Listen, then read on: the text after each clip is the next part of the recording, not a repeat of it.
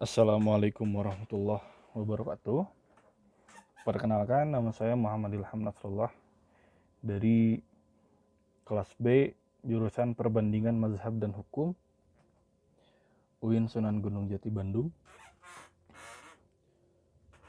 Dalam video kali ini saya akan sedikit menjelaskan tentang 3 buah hadis dengan tema yang berbeda, yaitu tentang peradilan, tentang ibadah, dan juga tentang pernikahan.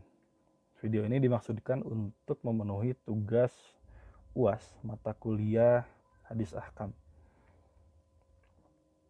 Untuk hadis yang pertama, saya akan mulai dari hadis tentang peradilan. Sebelumnya saya mohon maaf apabila di dalam penjelasan saya kali ini dalam pembacaan hadisnya barangkali tidak terlalu fasih. Jadi saya mohon maaf sekali. Untuk hadis yang pertama, kembali kepada hadis peradilan. Kurang lebih bunyinya seperti ini. Haddasana Ahmad bin Mani, haddasana Abdullah bin Mubarak, haddasana Mus'ab bin Sabit, an Abdullah bin Zubair qala qala Rasulullah sallallahu alaihi wasallam annal husmaini yaqudani baina yadayil hakam. Rawahu Abu Daud. Kurang lebih artinya, telah bercerita kepada kami Ahmad ibnu Mani, telah bercerita kepada kami Abdullah bin Mubarak, telah bercerita kepada kami Mus'ab bin Sabit dari Abdullah ibnu Zubair. Ia berkata, Rasulullah Shallallahu Alaihi Wasallam menetapkan bahwa dua orang yang bersengketa harus duduk untuk memutuskan perkara mereka di hadapan hakim. Hadis riwayat Abu Daud. Nah, di dalam hadis ini terdapat 5 perawi dengan Abu Daud sebagai mukharij. Apabila ditarik dari Abu Daud, maka susunan perawinya yaitu Abu Daud sebagai perawi kelima atau mukharij. Lalu kemudian ada Ahmad ibnu Mani, lalu ke atas lagi ada Abdullah ibnu Mubarak, ada Mus'ab bin Sabit, dan juga terakhir Abdullah bin Zubair, lalu kemudian Rasulullah SAW sebagai yang menyampaikan hadis tersebut. Nah, teman-teman sekalian, hadis ini setidaknya bercerita atau menjelaskan tentang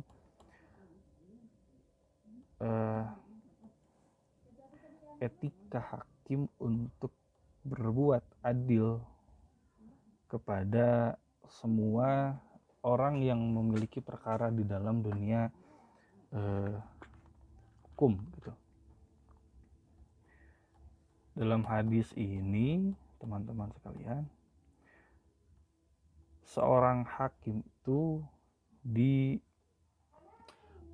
untuk berlaku adil tentunya terhadap semua orang yang bersengketa di dalam perkara tersebut gitu. Karena konsep kehakiman di dalam Islam itu sangat mengutamakan asas equality before the law dan asas audi et alteram partem, yang kurang lebih maksudnya adalah kedudukan pihak-pihak yang bersengketa itu sama di muka hukum, dan pihak-pihak yang berperkara tersebut atau bersengketa tersebut memiliki permasalahan gitu, itu harus dihadirkan di dalam majelis kehakiman dalam memutuskan perkara, dan si hakim tersebut dilarang memutuskan suatu perkara sebelum mendengarkan penjelasan-penjelasan yang terkait dengan permasalahan tersebut dari semua pihak yang terlibat. Jadi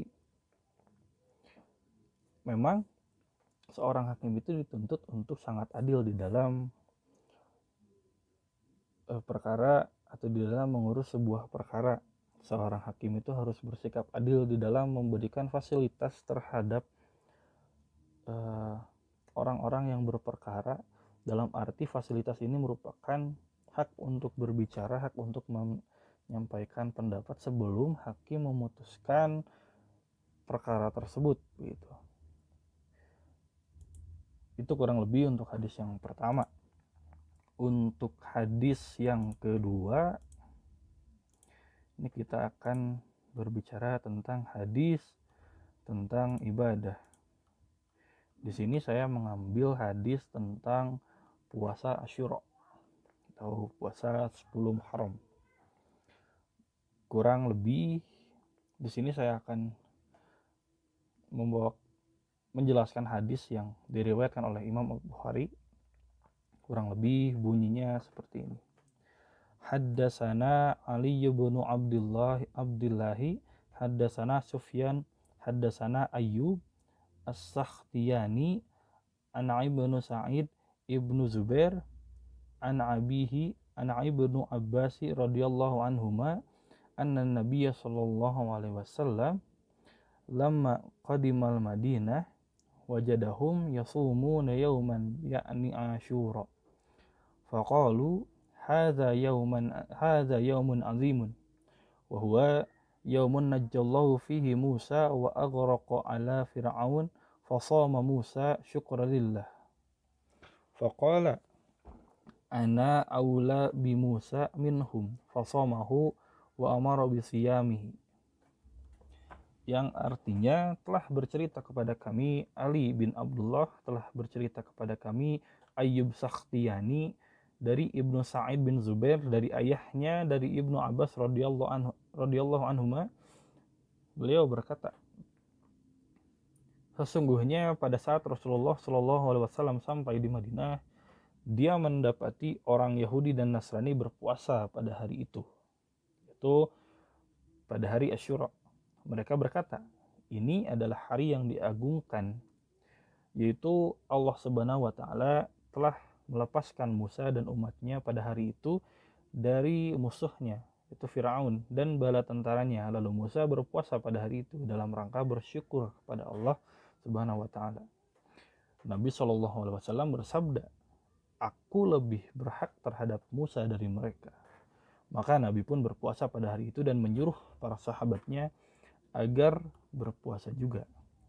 Nah, hadis tersebut menggambarkan kepada kita bahwa hari Asyura merupakan hari yang bersejarah dan diagungkan dari masa ke masa, dan sudah sepatutnya kita meneladani kebiasaan Rasulullah Shallallahu alaihi wasallam dengan memperingati, salah satunya dengan memperingati hari Asyura, yaitu dengan berpuasa pada hari tersebut.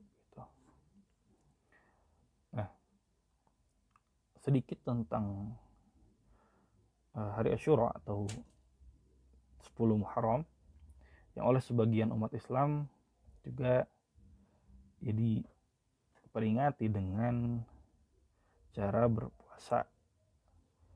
Namun di Indonesia itu sendiri ya, di beberapa tempat begitu ya, realita di kalangan masyarakat itu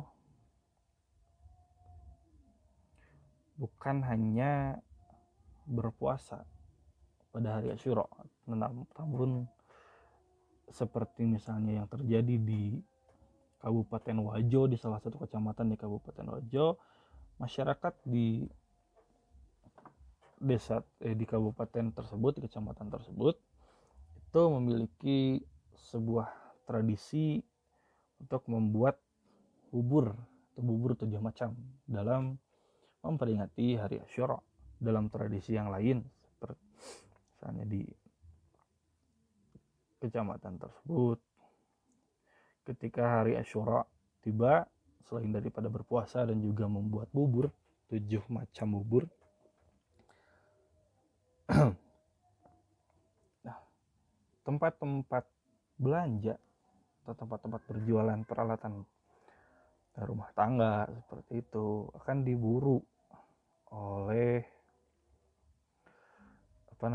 oleh masyarakat di kecamatan tersebut dengan anggapan bahwa mereka sedang berburu berkah.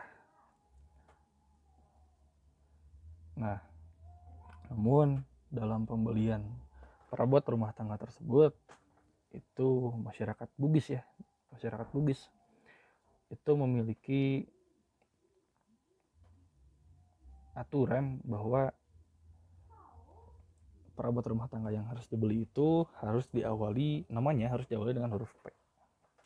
Itu merupakan sebuah keunikan yang terjadi di negara kita dalam atau seputar hari Asyura. Sangat unik ya salah satunya. Tapi yang terakhir itu hadis tentang pernikahan. Hadis pernikahan ini saya mengambil salah satunya adalah hadis tentang anjuran menikah untuk pemuda gitu. Dalam hadis ini Rasulullah menjelaskan,